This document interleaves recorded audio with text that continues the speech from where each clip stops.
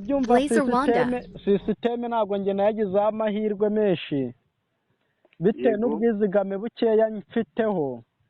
Niba ufite icyangombwa cy'ubutaka ajya muri banki bakugurize, niba ufite ushaka amafaranga. Se muvandimwe koko ubu naba mfite icyangombwa cy'ubutaka nimba naragiteye umunyu kera, ahubwo wowe Yego. ese ko udashaka kunyikiriza ndi kugira ngo mwubaze? Ndi kukumva nzabazengereza. Umva dukeneye kwakira abandi bakiriya. Umva nyine. Yego. Abo bakiriya ntabwo bafite ikibazo nk'icyanjye, wowe uri kumva? Yego. Umva se? Yego. Nyine wowe nyine umva se?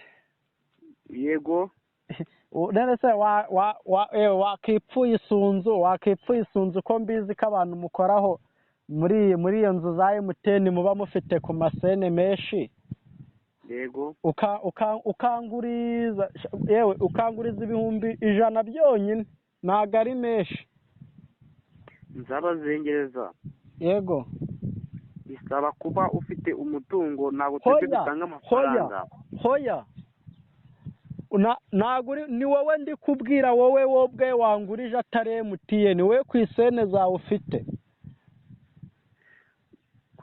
Ku mafaranga yanjye nkorera ku mushahara wanjye. Niyo ndi kugira ngo umeho nyine ungurizeho amuvande fasha n'ukuri. Niyo mpamvu dukora sisiteme kugira ngo abaturage mufite ibibazo tubone uko tubabarura. Iyo wanze kwishyura kuri mokashi dufite ukuntu dufunga nomero yawe. Muvandi sana urakoze, ndikumva ntacyo umfashe, reka mpamagara undi muntu wenda hari icyo yamfasha. Hari ikindi kibazo waba ufite? Blazer Rwanda. Rwanda. Mwaramutse neza. Mwaramutse. Turavugana na Samira, turavugana n'abandi. Uravugana na Blaze.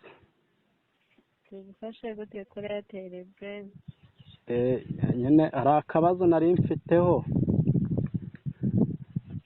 Yego. Nari ndi kureba kuri no mirongo yanyu. Yego.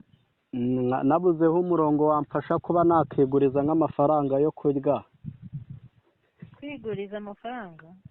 Kwiguriza amafaranga yo kurya, nk'urugero gutya kuri MTN babikora. Na serivisi tugira iguriza amafaranga kuri Airtel. None se nk'umuntu yakeneye se ubu byagenda ute? Kandi mbwira ko iyo serivisi ntayo tugira. Nayibaho.